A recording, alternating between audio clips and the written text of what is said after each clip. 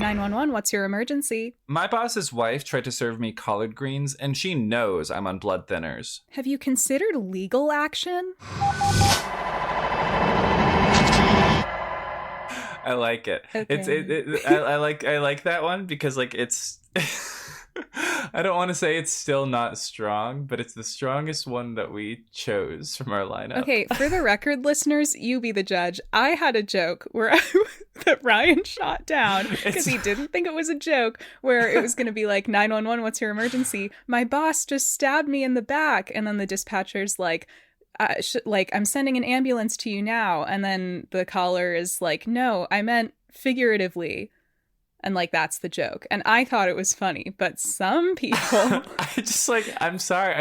I don't think I feel like that's more of a statement, right? That's like, it's a bait and switch, you know, it's like a play on words because stabbed in the back is a figure of speech. Yeah. Nobody understands me. I'm just like, I'm a sucker for a punchline. Right. And so when there is a punchline in mine, I really shouldn't complain because I like shoot you down all the time. I feel what's like softer than a punch? It's like a tap line, right? It's like, oh. And subtlety and restraint are stronger in comedy than exaggeration sometimes. You keep saying subtlety and restraint, but I don't think this is like subtle or restrained. I think it's just like a blunt statement. Wow. Well, we'll leave it up to the listeners. I try not to shoot anything down because like I don't want to like be mean or anything, because like I have been told in the past I can come off as mean when I'm just trying to be direct, but I've also been told that. I've had all these people tell me they thought I was mean when they first met me, which is never the impression I intend to give. Yeah, I feel like I've never known you to be mean at all. So it's like you're out here like I'm Ellen, I'm mean. Well, welcome back to the First Respodcast, everybody. We are officially done with the tsunami arc, so we're into like the meat of season 3. And yes. Today's episode is season 3, episode 4, Triggers.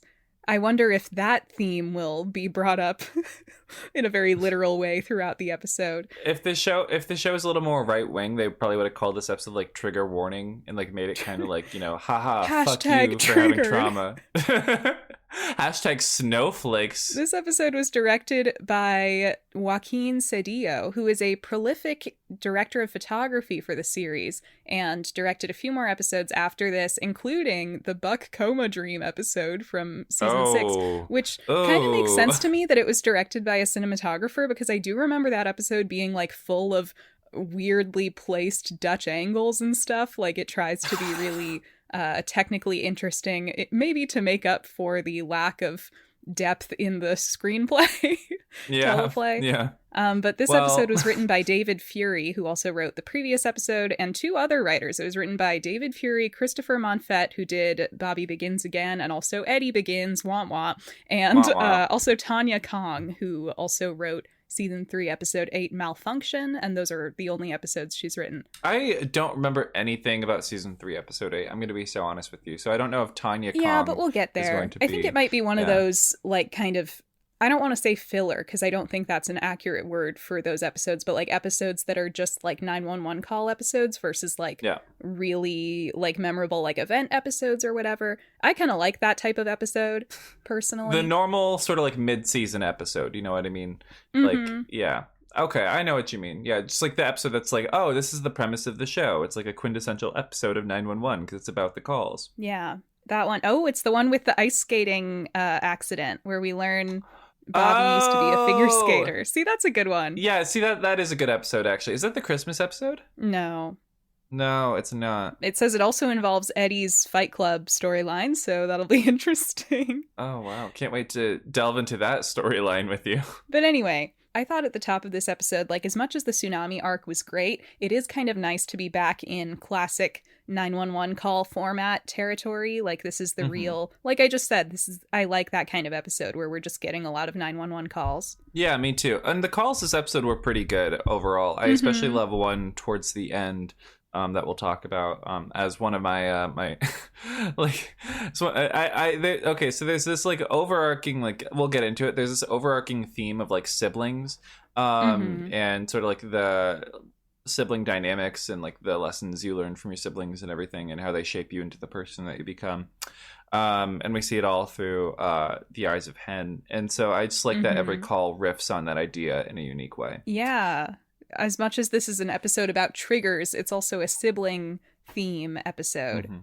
And as someone with a sibling, I greatly enjoyed it because it's specifically like sibling pairs. It's specifically like two kid families, like the nuclear family archetype kind of. Damn, I have two siblings, so I guess this episode is not for me. Hashtag unrelatable for Jane. Hashtag less of a person. Just kidding. I'm just kidding. I don't know where that came from. That was so out of pocket.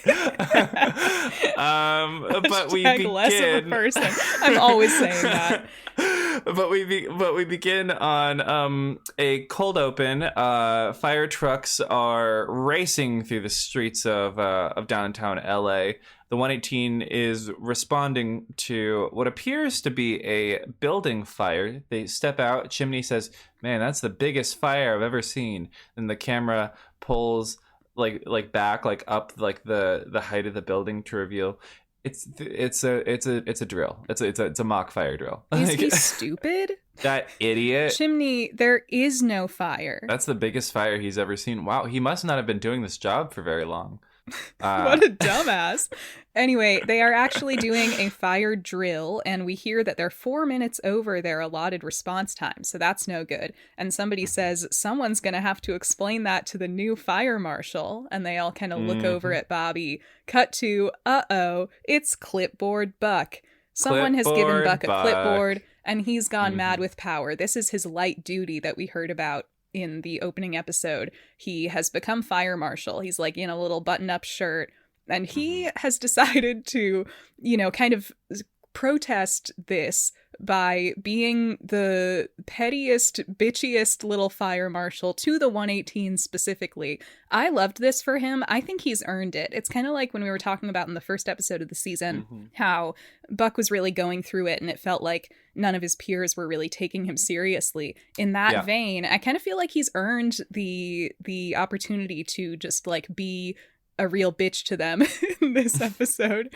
No, I fully agree. Like, this was a long time coming, especially like with everything that's going on now. And also, I will say, I don't know much about like the institution of like a fire department, but isn't fire marshal like a pretty big deal of a job? Like it's like a really important administrative job, right? I'm pretty sure. It sounds like it is, yeah. It definitely sounds official, it's one of those big job sounding titles. I will say one little funny production thing I noticed here right off the top is that Eddie says, and I don't know if this is true. Again, no idea how fire departments work. I don't know if this is true, but Eddie says that the city makes them do these every 3 years, which is a fun little in-universe explanation for why they didn't do one last season or the season before that. I guess. Yeah, that's funny. It reminds me of in season 2 of Glee, because it all comes back to Glee, when they're doing like the rumors episode and they bring back the muckraker, and then Terry says to Sue, but McKinley disbanded the muckraker 2 years ago due to lack of interest, and it's like, oh, that's why we haven't heard of it before, and we're in like a later season of the show. Genius television writing. It's funny though, because they didn't really have to do that, because like we could have just assumed that it happened off screen in the last season or whatever. And it's not like we ever see them doing a drill again in the show, and it's been more than 3 years, but whatever. It's just one of those funny little things that's like such like a TV writer moment of like just like sidestepping like a potential like YouTube like let me point out a continuity error, plot hole, ding, like in the dialogue. Yeah. And so I always like to look out for those because I think they're funny. But yes, Clipboard Buck is terrorizing the 118. He is, hounding like every little tiny detail, like sort of nitpicking every little, all of their timing, every thing they're doing wrong. And Bobby, like he's kind of taking it in stride. He says to Buck, that he's glad he didn't throw away his career after everything that happened, because Buck tried to quit. Yeah, he explains to Bobby that if he's going to do this kind of light duty, he's got to do it by the book, which again, just like fully throwing it back in Bobby's face, which I kind of loved. I was like, yeah, get him for me, Buck. I like this. And there was a touch of sincerity in this interaction. He mentions that the tsunami reminded him of like why he does this, and he doesn't give up, he's not and a quitter. He's a fighter. Yeah, because if he was a quitter, that sweet little Christopher would have been dead as lost disco. At sea. Lost at sea. Okay. So he says something like at the end of this scene that's like one of those like things that you hear it and it's like, I don't think I've ever heard a sentence like that before. He says, Bobby's going off back to work, right? And Buck yells after him, be careful not to log jam at the stairwells. And I was watching, I'm like, what does that mean? Okay, let me look up the word log jam. A crowded mass of logs blocking a river, or a situation that seems irresolvable. Okay, so assuming it probably just means a blockage, a jam. Right. Try not to turn the stairwell into like a choke point or whatever. Okay. Which, ironically, then we cut to a bunch of people evacuating down the stairwell of this building, and we see one guy in particular. He kind of looks like he's maybe getting afraid of heights. He, like, looks down the stairwell. He puts some sunglasses on. He seems a little disoriented. So he looks like he's getting afraid of heights or maybe vertigo, but then suddenly he starts having a seizure and kind of falls over, and this causes this whole domino effect of everybody falls down the stairs. Incredible. And, back on the ground, you see the 118 watching this, and you see Buck make like a really dramatic show of like making a note on his clipboard, like, ooh, this isn't going well. He's such a goddamn brat. Oh my god. This I love that Oliver. Somebody tame this brat. Sorry, who said that? I love that Oliver chose violence in his performance today, because he said, I'm going to make Buck the brattiest, bitchiest little boss I possibly can. So sassy. Obsessed with this. Clipboard Buck, whenever he gets a clipboard, is like, I am going to create an environment that is so toxic. So toxic. But we find out they're like wheeling the guy out on a stretcher, and we find out that he had an epileptic seizure. So like looking back on it, you can see the fire alarms were going off. So there were like flashing lights. There were all these sounds. There were like a lot of people. So those types of things can trigger a seizure. And suddenly an ambulance chaser shows up, which is, of course, like one of those lawyers who tries to exploit people who have been in accidents to sue whoever they can. And this ambulance chaser's name is literally Chase. I thought that was the funniest fucking detail, that they were writing this one like, oh my god, we've got to name the ambulance chaser Chase. Yeah, this was written by 3 people, and I just hope they were all like nudging each other in the ribs whenever I they think like they wrote were. down the guy's That's what name. I was imagining. Yeah. He like gives the guy his card. This is like the prototypical like blood-sucking lawyer. He's like the like it's like the media vultures that like hound a celebrity coming out of a funeral. And so he's already offering him representation. He's like, this building doesn't seem like it was in compliance with this Disability Act. And I think it's Hen says to him, like, maybe wait till he's actually in the ambulance to start chasing it. So good. So good. And Clipboard Buck... okay, here's the thing. Whenever Clipboard Buck was on screen, I didn't write down what he was doing. I just wrote down in all caps, Clipboard Buck. Well, I don't have any more notes about Clipboard Buck in this scene specifically, so I don't think he did anything notable. I'm just presuming that he was sassy, and that's it. Probably. But we cut to the Grant household, where Hen and Karen and Denny are over at Athena's house, and we see Denny and Harry are fighting over a video game. And, you know, Hen's trying to break it up. Denny's really not wanting to share. And then at the table, Hen and Karen are talking to Athena about the IVF they're doing. And because of this little conflict between Denny and Harry, they start talking about the whole sibling thing. And like, is Denny ready to have a sibling? Does he want to have a sibling? That's something they haven't really considered before.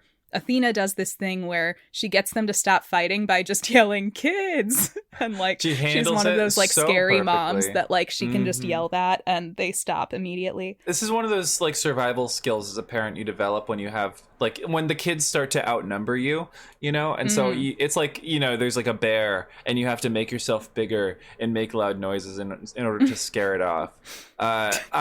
was obsessed with that moment.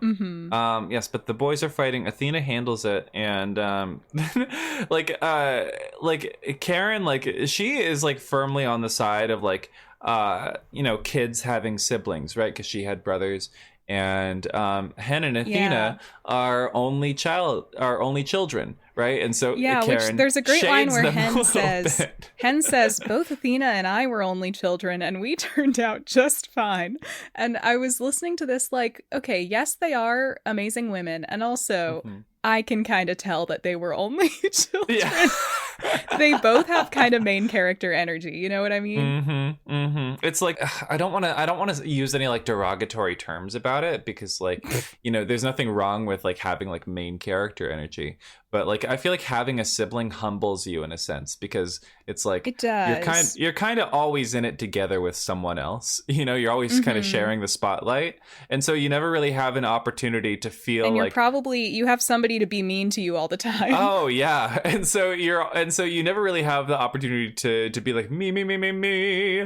I feel like Hen and Athena, they're great, but sometimes the way like they're both so dramatic and have their ways of sort of like pushing people away and dealing with things by themselves. Like I can kind of tell they were only children. That's kind of good characterization. And Hen suddenly gets worried that Denny might not like having a sibling, but Karen is saying like, I mean, I think the main sentiment is like, he'll get over it. Like, of course kids don't think they'll want a sibling. Well, Athena says something interesting, which is that May loved having a baby brother. She loved having a baby brother until he got big enough to start like snooping through her stuff and like having a personality and getting all up in her business. And that was so... I felt that so hard, because like I was the baby brother, and so my mom would always tell this story of the day that they brought me home from the hospital. They're spending so much time looking after me, and my sister goes, "I want to go back to being a one-kid family." And my mom looks at her and goes, "Oh, but honey, what would we do without you?" Damn. Wow. That was kind of uncalled for on both of their parts.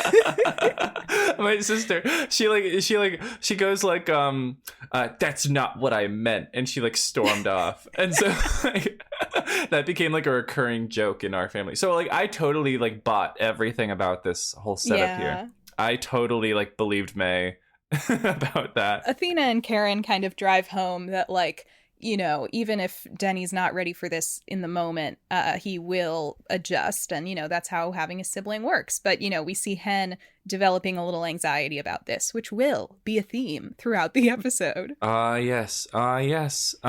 Speaking of themes throughout the episode, we go from that to Chim and Maddie having a little...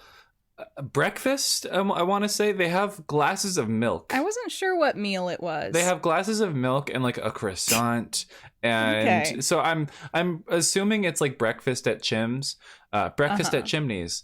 That would be my favorite Capote play. My favorite Audrey Hepburn movie. Yes. So they're having breakfast at Chimney's, and they're like, talking about the mock call, Buck's a monster.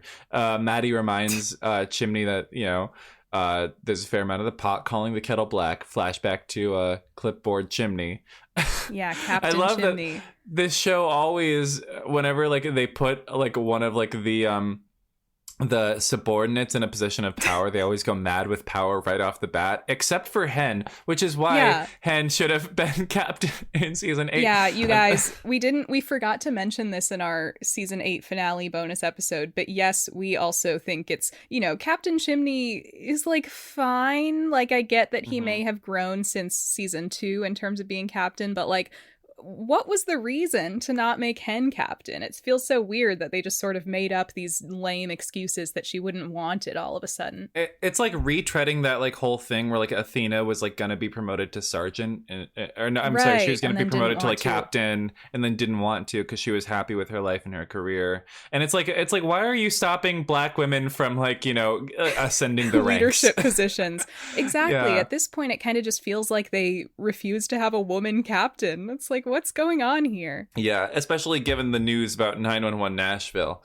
Ugh, the Ugh. soon to be the greatest show in the history of television, I'm sure. Soon to be 911 Flopville. Am I right? Got him. No, you're right. It's like you tweeted about this, but like just the whole casting call and like the character sheets they're putting out are making it seem like it's just gonna be a very like a show about like pure Aryan bloodlines. Like it's like white. It's like, what are we doing here? Okay. Sorry to go on a tangent, guys, but you know us. The latest tea about 911 Nashville is there was like some kind of either casting call or like character breakdown leaked of these two characters that they're just like two younger men on the fire team, whatever you call that, and there's no indication that they will have a romantic relationship, but everybody is assuming that they will because one of them is named Ryan and one of them is named Blue, and everybody's like, is this knockoff Buddy? Is this just knockoff? Which I think it'd be hilarious if it turns out these guys are like brothers or something. Wouldn't that be the ultimate slap in the face? Which, hey, hasn't stopped Ryan Guzman. Oh my god.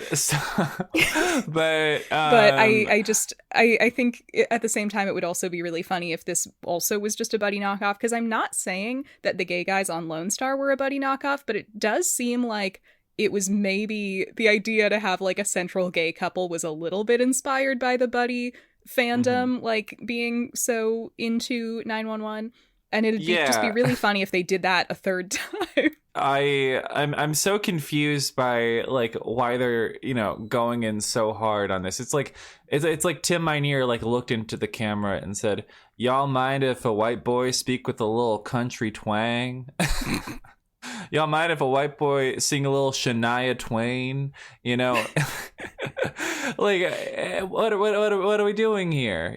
So I'm confused by like this show's like raison d'etre, basically. Like what's the motivation? What's the inspiration? Going into this project. I think we're all kind of confused. For Tim Minear to leave OG 911, that would be my preferred raison d'etre for Nashville. I support that journey. I do. Bargain bin buddy aside, back in season 3, yes, Maddie and Chimney are having this little exchange, and suddenly Maddie accidentally drops a plate and it shatters. And she is very triggered in this moment, you could say. Remember, this episode is called Triggers. And she's getting a flashback. She kind of, she was in this abusive marriage. She kind of freaks out. And, Chimney comes up to, be like, are you okay? And she, is feeling triggered by being in this situation, so she kind of really hastily makes an excuse and leaves, and Chimney can see what happened, but didn't really get a chance to do anything about it. So we go to the 118 and he is describing this to Eddie. Eddie is just fucking yawning, big as fuck, like Chimney is telling him this really serious thing and Eddie's just like, seemingly not listening at all. It was really hard, I was just like, damn, this is hilarious. Like, Chimney did this and he's like, never telling Eddie about my life again. And we find out that the reason he's tie-tie is because Chris is having nightmares. He ever since the tsunami. Yes, so he does have a valid reason to be tired, but it's a very funny juxtaposition. He's been waking up screaming, and Eddie has to, go and comfort him until he falls back asleep, and it's been kind of this never-ending cycle of Chris, getting, he's traumatized from the tsunami, and potentially some other stuff, which we'll get into, and so he's just like having this moment, and Eddie's just getting kind of overwhelmed. But before they can really dwell on that, guess who should show up but Hall Monitor Buck is in the building. Hall Monitor Buck is here. He is like negging the fire station. He's like, did you guys paint? This place looks smaller.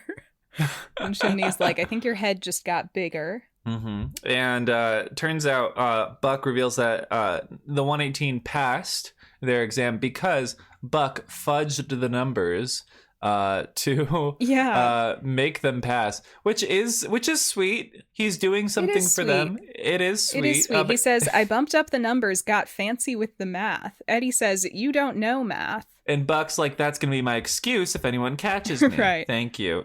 Right. I feel like there are two ways you could read this, which is one, Buck actually doesn't know math, and it's true that he's just, you know, kind of making it up as he goes along, or that maybe Buck does know math, and it's like, he's just kind of, nobody knows that. Nobody would assume that from his exterior. But then in season 6, there's the time when he gets struck by lightning and gains magical math powers. Well, I mean, like, I think there's also like a third like option, which is like there might be a little truth to it that like Buck doesn't have the greatest book smarts in the world, and so Eddie's doing that like friendly negging thing where, you know, Buck's like, I'll drive, Eddie's like, you can't drive, or like something like that, like you know, right. Like one of those little like friendly nudges of like, yeah, you're bad at this, let me make fun of you for it, that you do with your friends sometimes. Of course. But it's sweet, and someone mentions the lawyer. There's a lawsuit happening. Well, Buck mentions that the lawyer actually contacted him to try and get him to kind of squeal on the situation. Mm-hmm. Then the camera pans over, and Lena Bosco is in the building. She says, Diaz, can you come help me with this? Can you come spot me? Because she's lifting. Mm-hmm. And then Buck immediately gets jealous. He's like, oh, he's what? Like, who you is replaced that? me? You replaced me as Eddie's, you know, number one, you know, spot subject already. Eddie's got a new work wife. Sorry, Buck. And Bobby reveals, no, that's Bosco. Her station got flooded. They all had to be temporarily reassigned. She was really helpful with us, so we invited Bobby's her like, you're here. Not being replaced. Buck's like, then what's that over there? And we cut to this hilarious shot of Buck's like locker with his last name on it. Somebody has taped over the last part of Buckley, so and written on a piece of tape Bosco. But they kept the B. Oh my God. If I was brutal. Buck, absolutely brutal. I would have murdered someone. Like I would have the station would have been full of bodies. Like someone really needs to give Buck a gun at this point with the amount that people are like pushing him.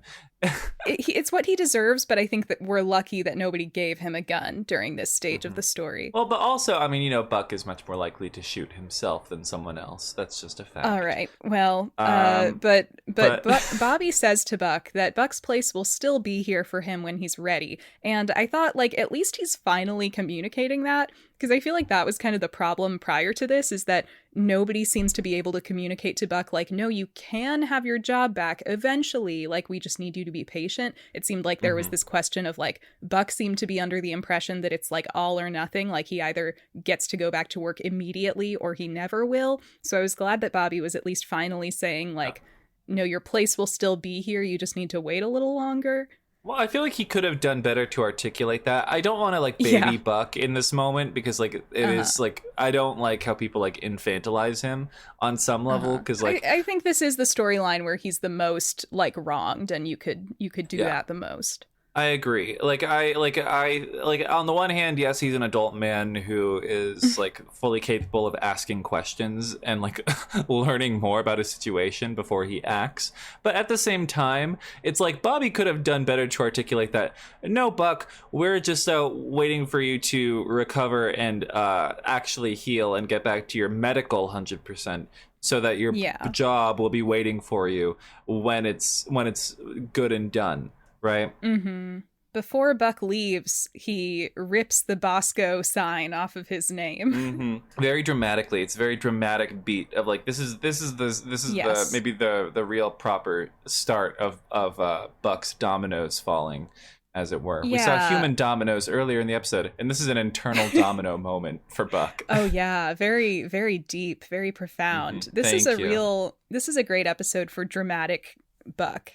For drama queen Buck. No, I agree. That's the best way to put it, is drama queen Buck, because all of his drama is so like it's not juvenile. It's like it's emotionally like true and real in the way that like teenage heartbreak is emotionally true and real. Do you know what I mean? He's kind of histrionic about it. Yeah. In a beautiful and lovable way. I agree. We cut to Eddie waking up in the night that night to Chris having a nightmare. He's like yelling out for him. So Eddie rushes into his room, like comforts Christopher. Christopher says something about she was drowning. It's like, what could that mean? I guess it's what he's been dreaming about. Cut to Eddie. Yeah, takes Chris to a child psychiatrist. We find out Chris has been going to therapy, and he's not really opening up in terms of like actually verbalizing what's going on in his head, probably because he isn't actually properly like processing it. It's still in his subconscious, but he is drawing pictures. The classic child psychiatrist tactic of getting them to draw pictures. And in these pictures, he's drawing not just the tsunami. Not just this. Can I just say, Chris is a much better artist than I was at his age, or possibly have ever been. So he's good. Good for Chris. He's got a career ahead of him. But a mainstay in his art is this idea of a drowning woman in the tsunami. This is a good episode for everybody's like drama queen sensibilities to come out. I'm not saying a child having nightmares and drawing them is drama queen, but there's just something so like storytelling dramatic about this, like sort of like gothic fiction about like Christopher having these dreams of a woman drowning and then drawing them out for his father to see. I don't know. I just love like the drama of everyone in this storyline. It reminds me of like a creepypasta or like those like Reddit horror stories of like, hi, I'm a suburban mom. My child has been drawing some really disturbing things, and his teacher can't get it. Keeps drawing this man with no face, and he tells me he's called the No Face Man. Is this normal? In every picture, there's a man standing by the sidewalk with a car, and a little girl with a knife in the window above the attic. Oh, it's so scary. And every time he draws it, the little girl with the knife gets closer and closer to our house. It's like creepypastas are so funny. They're so funny. I love them. They're like comfort media for me. He's fixated on this one particular drowning woman. And Eddie's kind of at a loss because Buck seemingly never mentioned a drowning woman. They didn't come across any, all the people they came across for the most part, Buck saved, and he tried to shield Chris from most of it. But then he's like rationalizing. He's like, well, they were separated for a long time. Who knows what Chris saw out there? And so he asks the psychiatrist, is there anything I can do for him in the meantime? And he says, just keep loving him. Just keep loving that kid. And that's sweet. Yeah. That's sweet, isn't it? It is. That sort of bookends that, and we go to Maddie at work, and she's getting one of those silent calls. She's like, hello, 911. No one's there. 911, are you okay? And then turns out it's a woman in a crisis, seemingly a domestic crisis. She can't really get a lot of information about the woman before her seemingly violent, abusive husband interrupts the call, and the woman hangs up very abruptly. It's like, sorry, you have the wrong number, hangs up. Right. And Maddie goes back into like the call logs and sees that this person has a history of terminated 911 calls. So, of course, the only conclusion she can draw is that this must be a domestic violence situation. She calls back, like pretending to be... She calls back and a man answers the phone. So she kind of just quickly pretends to be a cleaning service. She's like, did you know that for as little as $49.99 a month? And, the guy is like, don't call us again. Like, take us off your list. I will say, I do have like a little bit of confusion over like caller ID with like 911, like dispatch. Like when you get a call from like a dispatch center that's like hooked into like the main line or whatever, does it just come up as 911 on your phone? I don't know. I've never had that experience, I don't know. And I would think maybe for safety reasons, maybe they have a way to mask themselves. Yeah. But she talks to Josh about it, and Josh is like, maybe we could do a welfare check. But Maddie's like, no, like I've been in this situation that would only make it worse. And then she says, I know that you think this is triggering something personal for me. The title of the episode is Triggers. And Josh is like, I get it. Like, I wish I knew what the magic words were, but we can't really help someone, other than doing a welfare check. There's not much we can do right now. He says maybe the magic words don't work over the phone, which gives Maddie a little idea. Maddie is entering her kind of unhinged arc, which I love for her. Again, dramatic, like this is her dramatic arc. I do too. I love this for her. I will say Josh was really like unintentionally setting her up for that, and like it was like it's such like a moment of like Josh. I mean, listen, you had to know you were planting an idea in her head, right? Like, well, I mean, who could have, in defense of Josh, who could have predicted that she would have started stalking this lady? The viewers at home, of course. The viewers at home who have already watched the show like 3 times through. Yes, we could have predicted that. Yes, exactly. Oh, hindsight! What a wonderful drug! It's so good. But we cut to Buck meeting with Chase, the ambulance chaser, who wanted to ask him some more questions about what happened. And he brings up that it's a class action lawsuit against the city. And Buck is immediately very defensive of the city and the fire department. This turns into like city employee propaganda, which I love because as I think I've said before, like what we don't need is more propaganda. What we do need is more propaganda for these like underfunded like city and state employees. So he's like, those city employees are just doing their jobs and they're heroes. I was just loving this. Like my mom works for the state. I was like, yes, like a random government employee. And right now, like our government is trying to defund and like get rid of like actually very important kind of cogs in the machines of government. And like these things are important. So Buck starts being very defensive of the fire department. We should sit Trump down and show him this scene is what you're saying. Elon Musk, we're gonna strap him to a chair and be like, watch and learn. The cast of Hamilton should come to Congress and sing "History Has Its Eyes on You," and that would teach him. But anyway, Chase mentions, he says, I find disgruntled employees make the best witnesses. And he mentions that he like did a little research about Buck and he knows about his situation with his injury and stuff. And this really triggers Buck, I would say. I agree. Because Buck gets more angry after this because, he's touched a nerve. It becomes like really clear that this guy is like recruiting Buck for his class action lawsuit. And Buck very like instinctively goes, that's my family. Don't try to turn me against my family, bro. That's not cool. And it's like, oh man, I sure hope this isn't foreshadowing a great betrayal or something from these people that Buck trusts so much and puts himself on the line for. That would be awful. If this was 2019, I'd make a Fast and Furious joke, but it's not, so I won't. Okay. But so Buck storms out of Chase, the ambulance chaser's office, and then we go to this scene of this mom is in this car. She's driving this car with her 2 young sons in the back seat. The older son is antagonizing the younger son. The younger son is complaining about it to mom. It's one of those like a family, like domestic, like vehicle situations where it's just like the kids are unruly, they're fighting each other, and you have to keep your eyes on the road, but you have to kind of break up the fight too. Like this is not an enviable situation to be in. And also, to be clear, the mom is driving on like the windingest, scariest mountain road, like the most precarious mountain road ever. The terrain is a factor. Yeah. No guardrails anywhere.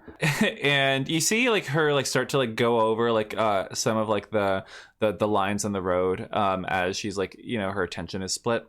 And so the fight escalates. It's turning like a little like physical, like the kids are like slapping each other and whatnot. And so the mom tries to like physically like break it up, like push like, the kids away from each other.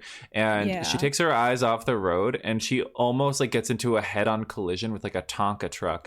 Like just like one of those like nightmare like scenarios. Big but semi truck swerves off the road at just the right moment.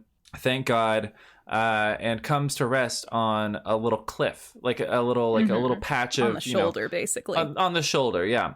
And they like breathe. They're like, oh my God. And the kids start making fun of mom. They're like, you were so scared. Yeah, like you should have seen your face. The kids are now united in making fun of mom.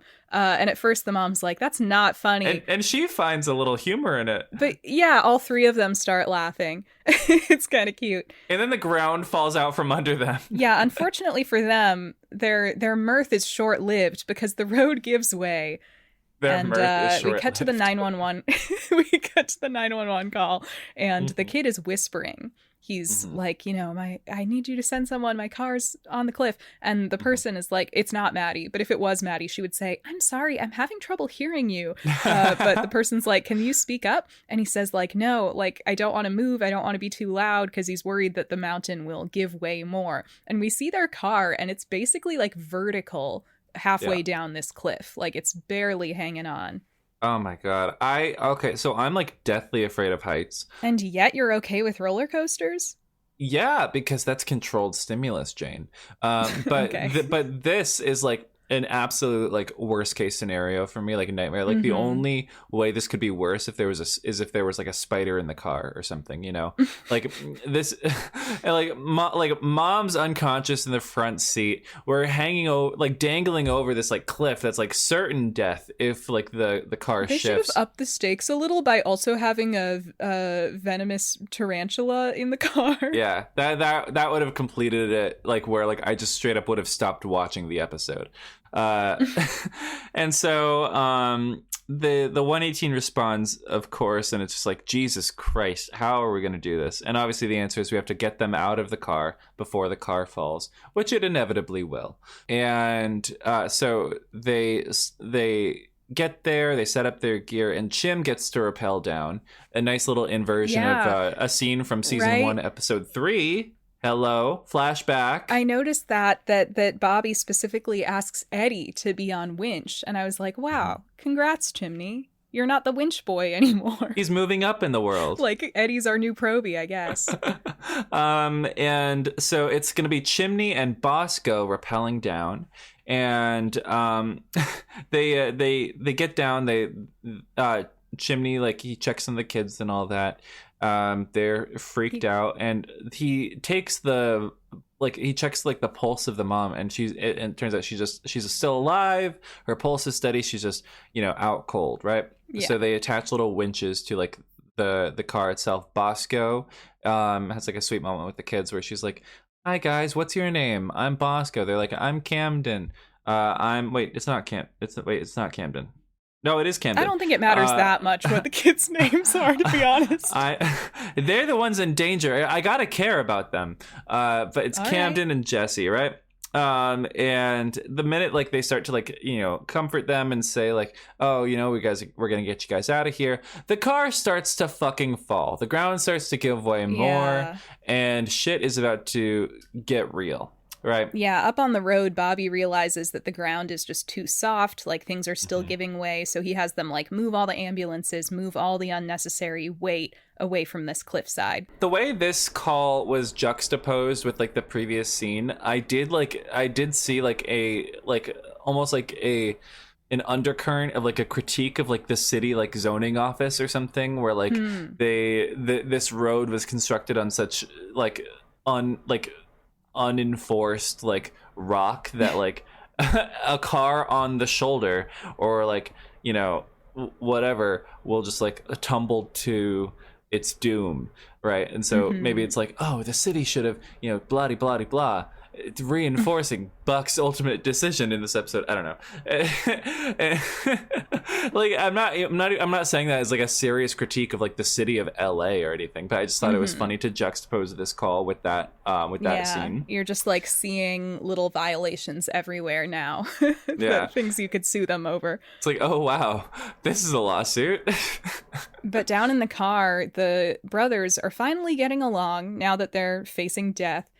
And I think they like get the younger brother out, and then the older kid is like, I don't want to leave until you get my mom. So they rescue the mom. And I noticed they don't cut away from the kid's face while Chimney is rescuing the mom. Like, we just hear it happening, which kind of makes it feel like they just didn't want to go to the trouble of shooting it.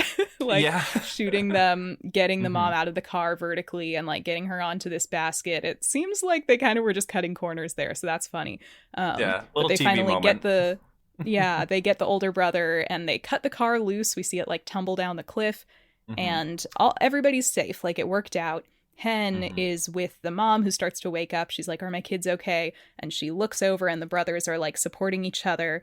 And she says they're taking care of each other. And we see, oh, like Hen got a look at a successful sibling story. Can I just say, and I think I've said this before, like in a scenario that was like frighteningly similar to this, but I hate LA. I hate like the environment of like the LA desert. I just think it's so like ugly and uninteresting. So whenever they do a call like this out in the hills. Yeah, you said that in the bouncy castle call. And the bouncy castle call. Yeah, so it's like I stand by it. I don't know what it is. I just like the mountains aren't impressive enough to be mountains for me. And then like the desert itself, it's just like so arid and dry that I'm just like, oh my God, why would you ever set anything out here? What even goes on out here?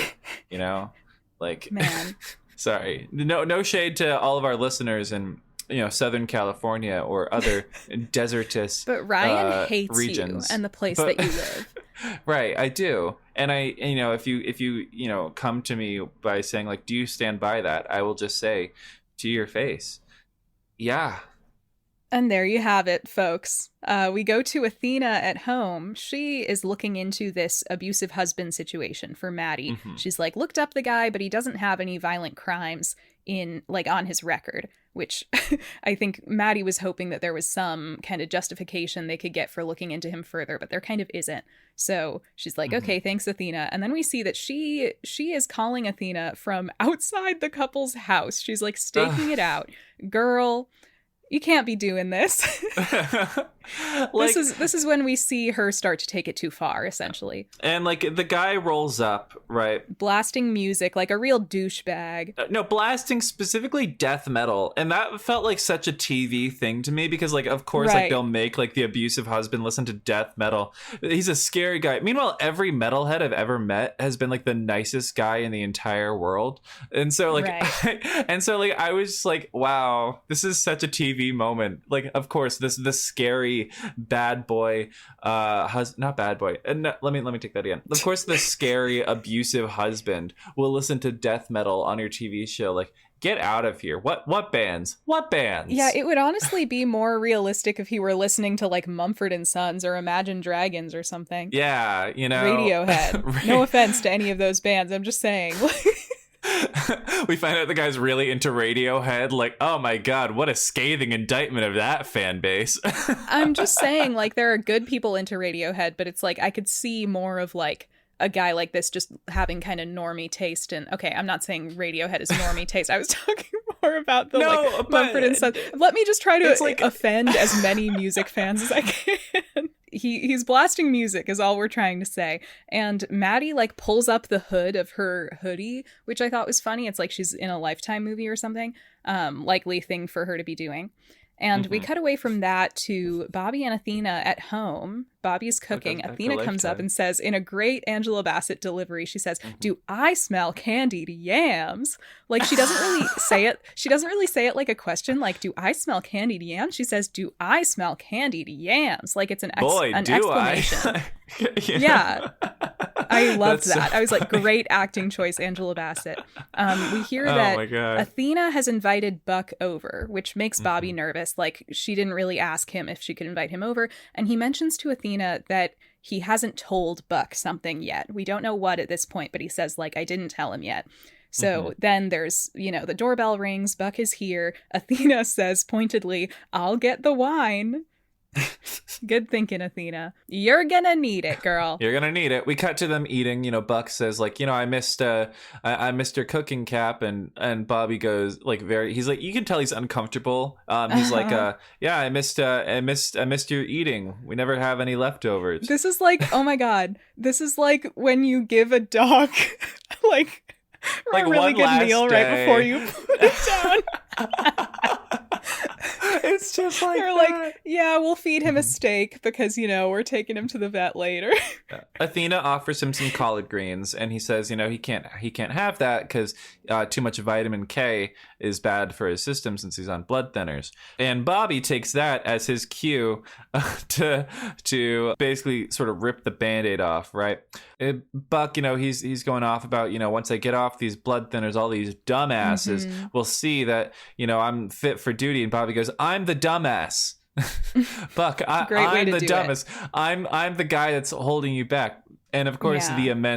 the immense betrayal. Well, it should be said that right before this, Buck was also like going on and on about how much he defended the LAFD to the lawyer, right? And like, wow, can you believe like how evil that guy was for wanting to do this to my friends and family on the LAFD? Like, I love you guys, so I defended you. So it's really like this painful moment. You know, Buck gets this like cartoonish look of betrayal on his face. And he's so like, as we've said, we think he's like justified for the way he's feeling in these episodes, but this stage of Buck is kind of emotionally immature, so he immediately goes, I thought you were my friend. In a way that feels so like, you know, he's not going to have a conversation about it. He's just like, you betrayed me. He gets so angry about it. Like, you know, Bobby's trying to reason with him. He starts literally pounding the table out of like anger. Like, it's like, I don't want to call it a temper tantrum because that feels like minimizing, but like what leads you to minimize? Like, and so he's like, he's sort of breaking down. And in that moment, we get like the best drama queen Buck moment of the entire episode, which is Bobby is saying like, you know, I know you just went through the tsunami and maybe you feel like you can survive anything. And Buck says, great delivery. He's like, anything, like a knife in my back. I just wrote in my notes, like, this dramatic, messy bitch. I love him. Love him so much. And so he very politely excuses himself from dinner. It's like one of those like those moments of like, you know, there's no positive outcome here. I'm just going to excuse myself. You say politely, but he's still being a dramatic, messy bitch because it's so clear. He's so clearly being like, fuck you guys, I'm leaving. But he's couching it in like, thank you for dinner, Athena. I've got to go. And mom and dad over here are like, you know, they do like a great sort of like ad-libbed moment of like them like telling Buck he doesn't have to go. I actually thought Angela's like delivery in this moment was very raw. Yeah, very natural. Although very natural. I feel like it's kind of one of those things you say just as a formality. It's like, what were you gonna say or do if he actually did decide to stay, you know? Yeah. Like, oh, now let's all go watch a movie together as a family after I just knifed you in the back. It's probably better for everybody that Buck stormed out. Yeah. And he does storm out, and then that's dinner. That's that. That's dinner. What a successful dinner at Bobby and Athena's house. My goodness. And we go right back to Maddie outside the couple's house. She's still staked out there. She hears them arguing. And I had a thought here, which is, I must say, the show makes it out like Maddie is crazy for doing this, which she kind of is. But let's be real. This is the type of thing they would have Athena do and then be totally vindicated. Oh, 100%. Because you hear it starting to get like a little bit violent, like glasses shattering. There, you know, he's basically screaming at her. Like Athena kind of does do this at the end of season 7, and like it kind of goes totally unquestioned by the show. Maddie would have been justified in like making like an anonymous 911 call at this point and like sort of like skedaddling or like maybe like lingering to like watch things happen from a distance. But like that is kind of where you think it would go. But instead, abusive man like charges out of the house in a huff, right? Yeah, maybe he's like gonna go for a drive to clear his head, and he like drops his keys and bends down in the middle of the road to pick them up.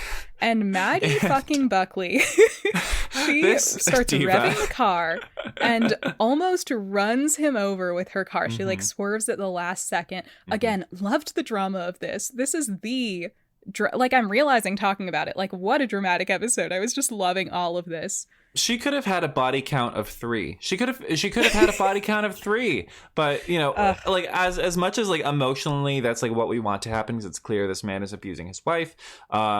She would have gone to prison. That would not have been good for Maddie. She would have. Yeah, she would have. They would have. You know, especially Athena would have been like, well, the law's the law.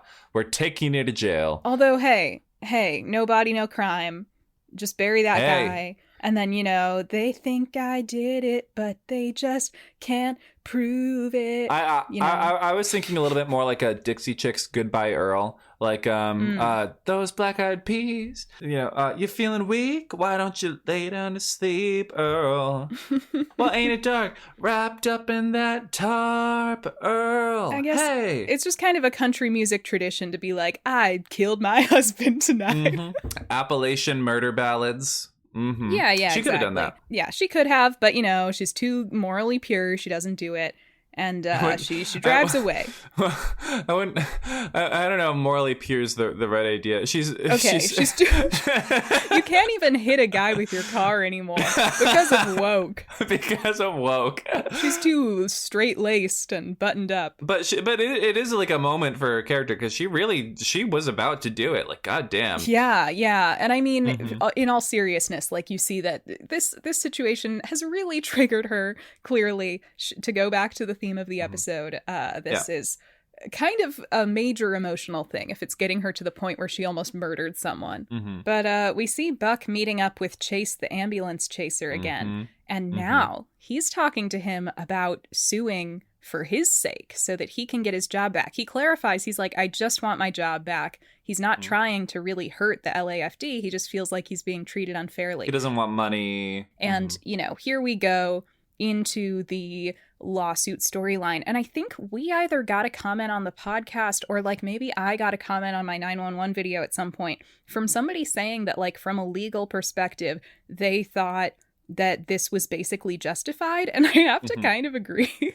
I think, I'm sure there are like the show really sets it up later to make it look like Buck did a really mean thing by trying to sue. And yeah, it is like a rather drastic measure to take, but it does also kind of feel like Bobby is treating him differently because he has this personal relationship with him. Like, it's true that Buck probably needs a little more time before going back to work, but it seems like, I think we heard Athena say something about this in like a couple episodes ago about like, are you really actually thinking he's not ready, or are you just kind of like holding him back because like you care about him too much or whatever? It kind of does feel like Bobby's not just objectively looking at the situation and making a call. Well, speaking to like the terms of the case, I mean, it does seem pretty airtight, like, like in the sense that like you actually like, I mean, Buck got an open admission from his boss that he's the one deliberately keeping him from returning to work. And like, I think the only reason it sort of like flips narratively is because, during the discovery process, Buck ends up airing everyone's tea, right? In order to aid in the case, which honestly, like, I feel like was pretty immaterial in hindsight, like I know it's like it's a necessary evil of legal proceedings, and like it sucked in the moment, but it's also like you said, immaterial. It kind of doesn't really have anything to do with whether the case was valid or not. Yeah, and the case seems to be pretty valid. I mean, I feel like, Buck is within his rights as an adult who has a career to sue for wrongful termination if, he passed all of his, like, his medical exams, he passed his physical exams, and he's ready to get back out there. I mean, I'm sure Buck, like, Bobby would have, like, a case to, I guess, countersue or something like that, given or like just the defend incident himself at from it.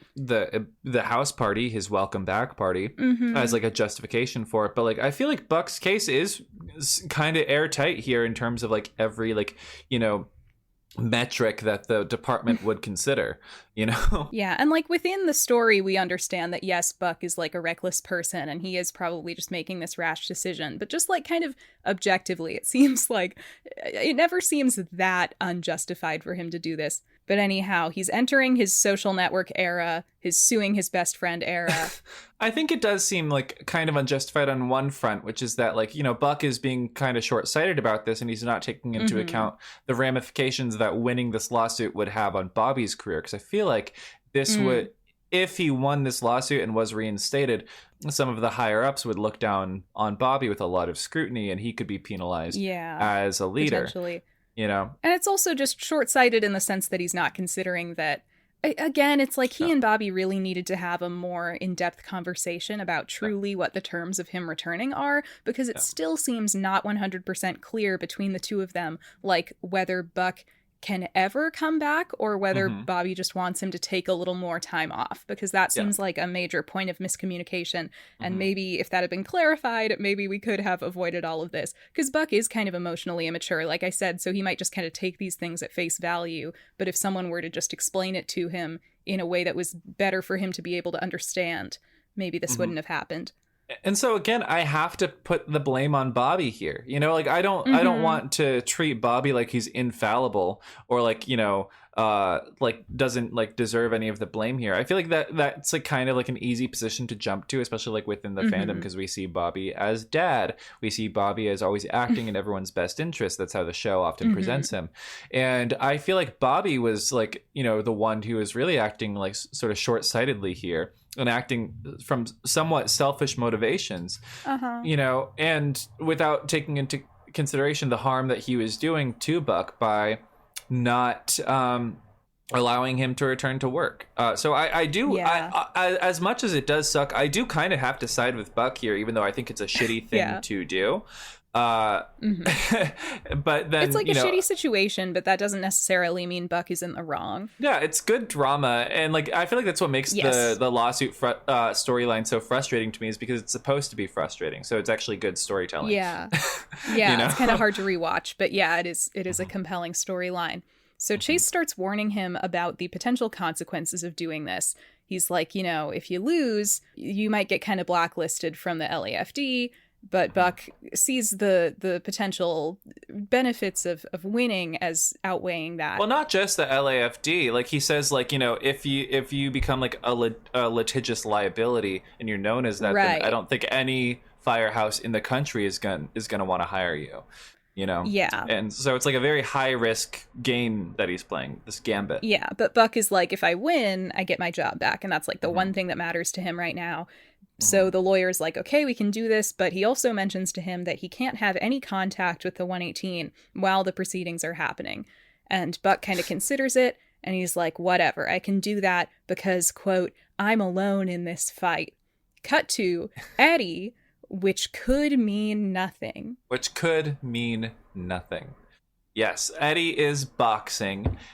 He's hitting a punching bag. Lena's holding it back because she's now his work wife. And she R.I.P. Buck. Like when he lets his guard down, she slaps him in the face. Yeah, no, I'm sorry. I love her. I don't get the hate. I love she's Lena. Funny. She's like, I will acknowledge, especially on my rewatch, I'm like, yeah, Ronda Rousey's kind of a wooden actor, but I think like the writing of Lena totally checks out. Yeah, I totally agree. And you know, they're basically talking about how Eddie is getting frustrated at like the lack of progress in Chris's therapy. He's really confused. He doesn't know how to help his son. Lena tells him that like she's been to therapy once after her dad died. Lore drop. Lena has a dead dad. Might feed into why she was so concerned over her captain. I don't know. It's character drama for a character that the show doesn't really dwell on. Yeah, you know, good characterization. And they basically like during her first therapy session, she allegedly made her therapist cry, and then she told her mom she didn't want to go back. Presumably crazy, because like her therapist was weak, you know. Yeah, we're getting the sense that Lena is a tough lady and always has been. And she says, though, that when her dad died, what finally helped her open up was when her mom opened up to her about how she was feeling and like made her feel like they were in this together. So I wrote in my notes again, Ronda Rousey's acting is a little wooden, but the advice is solid because yes, I think this is good advice for Eddie to have him try and open up to Christopher first. I need Eddie to go to therapy. Like that should be how season 9 opens, is Eddie goes to therapy. I mean, he has been to therapy in the show. But he needs to have like a therapy arc, you know? And he needs like a better therapist, I think, for one thing. Imagine if like Eddie going to therapy and like actually like sorting through the mess that is his character became kind of a focal point for him, kind of like almost like a Sopranos style framing device. Because you know that would be great. No, for real, because like you know the whole the premise of that show is that it's like the mob boss goes to therapy. No, I know, but that like allows for such like interesting like character drama, and also like a great sort of like character study in this like very damaged, like fucked up person, you know. And I mean, what is Eddie if not like a damaged, fucked up person? Eddie is just as fucked up as Tony Soprano. I agree. I'm always saying this. I co-sign that. But yeah, you know, ABC, think about that. Think about going for a more Sopranos vibe in season 9 of 911. I was just saying, you know, we want like something fresh to open up season 9. And I think that would be a real winner. Yeah. But we cut to these two iconic sisters. You know, we get another like 911 call cold open. We've got these two adult sisters these divas. talking about getting rid of their late mom's stuff. They are immediately, they're like calling each other's bitches. They really are getting into it. And they're trying to like divvy up their dead mom's things, and they're fighting over it. One of them thinks that the other was always favored and got the stuff. Fun fact, these two sisters are played by real life sisters, Jolie Fisher and Trisha Lee Fisher, half sisters of Carrie Fisher. If anyone was wondering. Wow. Really? Yep. I did not know that. Okay, well, fabulous. I guess that explains like how like lived in their relationship feels. Because I was totally buying this, you know? So like one of them, they start arguing about like mom's ring. Like, you got to keep mom's heirloom ring because you were her favorite, even though it should have gone to me. And one of them talks about like, I even got mom this blender, and she starts making margaritas in a blender. Margaritaville by Jimmy Buffett is playing. Yep. Mm-hmm. So subtle. It's so good. It's so good. One sister starts like blending to drown the other out, which is great. She'll like try to talk and she starts up the blender again. And they sort of come to like that sort of tentative sibling piece where like even in a fight you can like come around to the other's perspective, like for an armistice or something.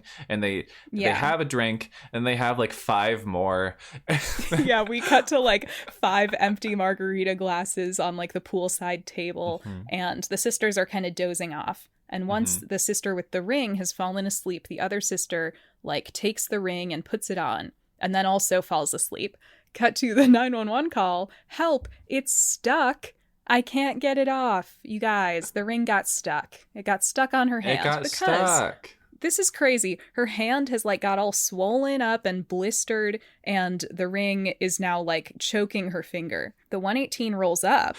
Yeah, the 118 rolls up, and and Chimney, I guess maybe he had experience like seeing this when he was working as like a busboy in that karaoke bar, but maybe. He immediately notices that like, okay, they were drinking margaritas. This is a condition known as phytophotodermatitis, or a margarita burn. I would never have known this was a thing if not for this show. It's something that apparently happens when lime juice or like a certain like citrusy fruit like that makes contact with the skin and is then exposed to sunlight. I don't know if like there was anything in the ring itself that may have aggravated the condition, but like her hands are swelling. She's got boils and blisters everywhere, and her finger is turning like all sorts of blue.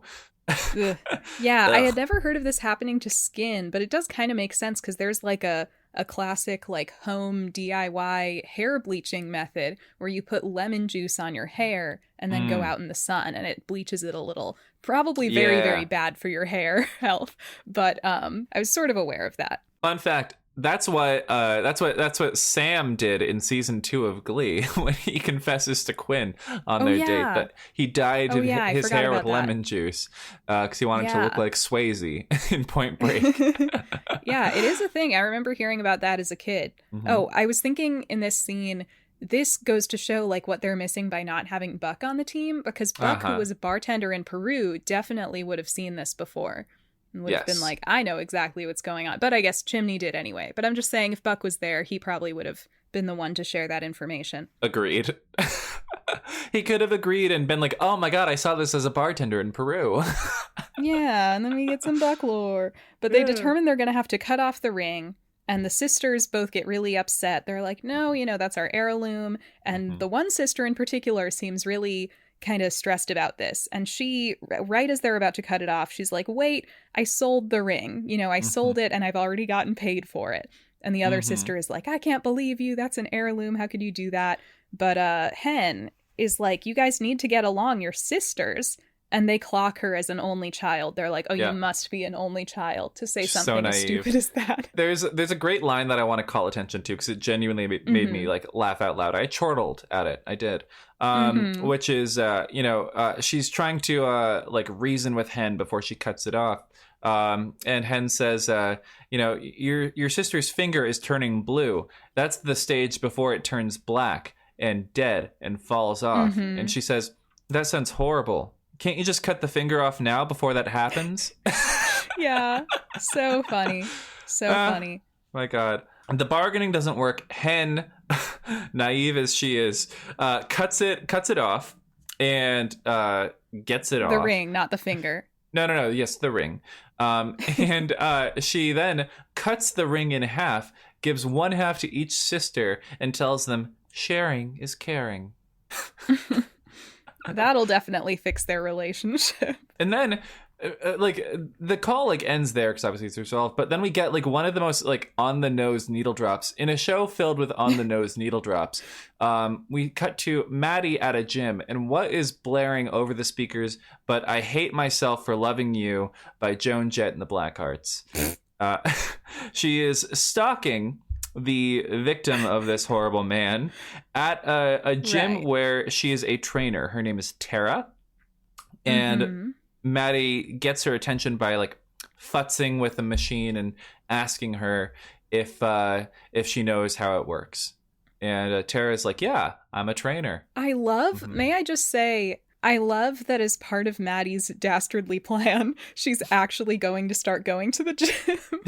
She got a membership. I don't think she went to this gym before. So she filled out all the paperwork. She's like, it's this is time I got into Planet Fitness or whatever.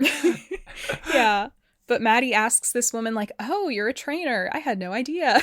She's like, do you have any openings? And Tara says, well, yeah, I happen to be open right now. And the first session's free. So Maddie presumably does a whole session with her. And then we see them coming out of the gym. Okay, Maddie's this is the crazy part. She does a whole session with her. That's what I'm saying. It's so funny to me that she's going to these lengths. She did she's just gonna start going to the gym and training just to get to know this woman and try and infiltrate her way. It's very Lifetime, very, very Lifetime. Tara's like, so are we on again for next Thursday night? Which I thought was funny because that's the show subliminally telling us to tune into 911 on Thursday night. Oh, that's funny. But Maddie lies to Tara that she's a nurse. And then Tara's husband shows up. His name is Vincent. And he meets Maddie. We see Maddie get triggered by this, you could say. But, she just introduces herself and lets them drive away. And then Tara says, we're going to get stronger together. Right, Maddie? And that's that's a sweet line. I like that line. Yeah, it's got some themes in there. But yeah, she lets them drive away, and her master plan is all coming together. It's all coming together. The perfect She's made crime. Contact. The perfect crime. We see her coming into work the next day, where she finds Chimney waiting for her, in the break room. And he says he wanted to talk about what happened on their date because I guess they haven't managed to talk about it yet. We actually saw in the previous scene Maddie turning down a call from Chimney. So presumably maybe she's even been kind of avoiding him. And Chim says that at the Cliff call he responded to earlier in the week, he saw the brothers being strong for each other and the older brother trying to be strong for the mom. And it triggered all these emotions in him about his situation with his mother, who was dying of cancer when he was a kid, and how he wanted to be strong for her. And so Chimney says, he understands that Maddie was triggered and he empathizes, which what wonderful, emotionally mature communication, finding a way to connect and understanding, empathizing with what she's going through. He's so great. If only Bobby and Buck had this sort of clarity. But then again, I guess they're not sleeping together, so maybe that's a little different. Yeah, maybe a little bit. Chimney mentions, as he's describing sort of the sympathy he has for it, he talks about, how he had to be there for Albert, he had to be strong for his little brother in the wake of his mom's cancer diagnosis and all that. I don't think he was saying, though, because he didn't grow up with Albert. Albert was his dad's kid after he moved back to Korea. Well, then who was his little brother that he had to be strong for? Was it Kevin? I had that thought too, but I don't think he was actually saying that he literally had to look after his mom and brother. I think he was just saying the kid looking after his mom and brother reminded him of looking after his mom, being strong for his mom. But also maybe the show was just kind of getting messy and forgetting what was what, because I don't think it would make sense for it to be Albert or Kevin. Chimney is like, I don't want there to be any more hiding between us. And Maddie agrees. She's like, no more hiding. But you get that there's a little bit of irony in her saying that because she is currently stalking someone and no one knows this. And no one But knows. we cut to other healthy couple, Hen and Karen. They're in bed. Karen is asleep. Hen's kind of watching over her. And a little timer goes off. And Hen has to wake Karen up because it's time to get an injection for her IVF treatment. Karen says you could flirt with a girl before you knock her up. Yeah, great joke. Great lesbians doing IVF joke. And Karen is like confirms with her that they still want this. I think she probably sensed Hen's anxieties about Denny. I almost said Eddie. Oh my God, about Eddie. Denny having a sibling. What if Eddie Their gets a child, sibling? Eddie. Eddie's sisters make their dramatic debut 8 seasons in.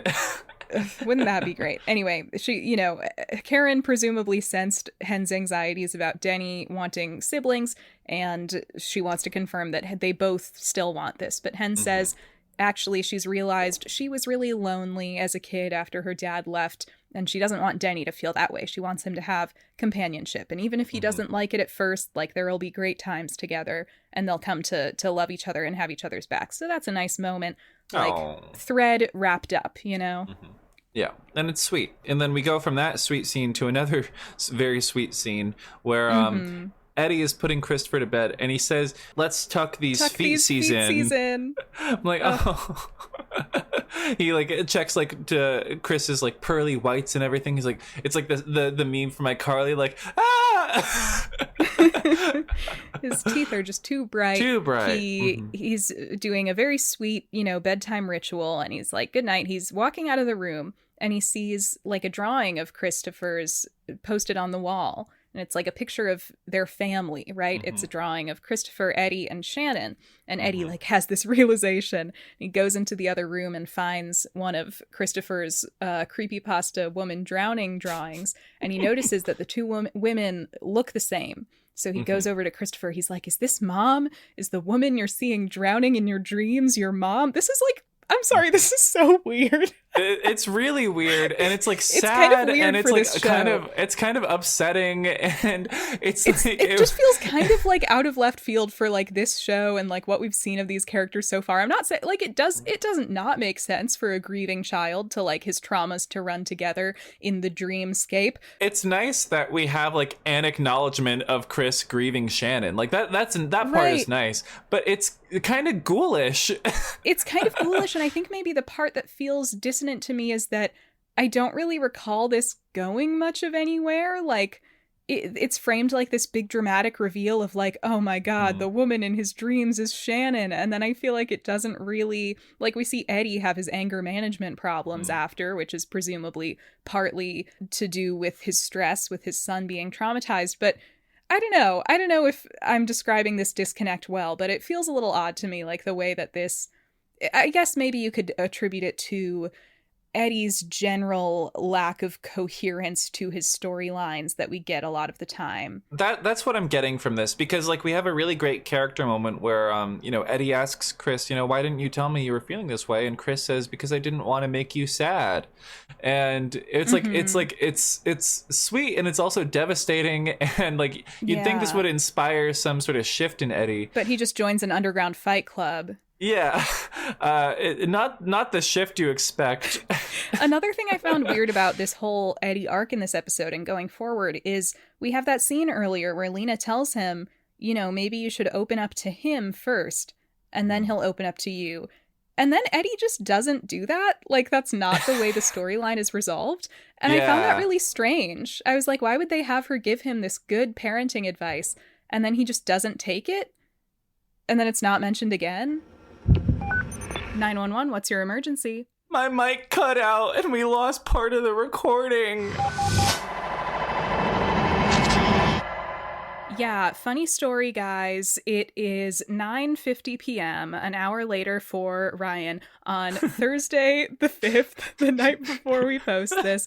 And the one time I decided to wait until Thursday night to edit an episode, It turns out Ryan's mic cut out for the last like 8 minutes, so we are hopping on the mic again to finish up this episode. We're having a normal one. I just want to say we're having a normal one. I'm downloading the new Mario Kart on my brand new Switch 2 that I just got. I paid a lot of money for it.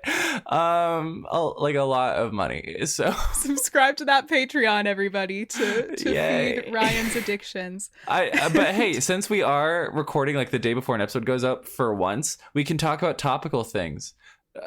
Trump and Musk are breaking up. Yeah, heartwarming. The two worst people you know are fighting.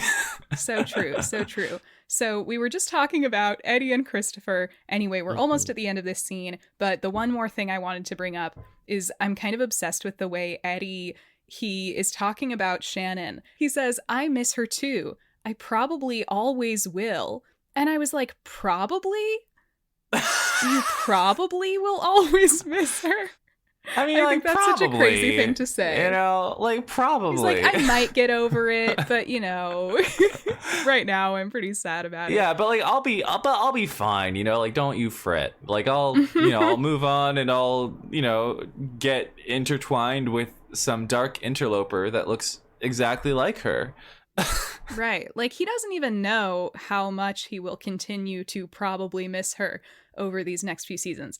But anyway, the scene ends with them saying they've still got each other, which means they're going to be okay. And it is a sweet scene, but like we said, kind of a weird culmination to this storyline at the same time. Yes, definitely. And so that brings us right back into the denouement of the episode.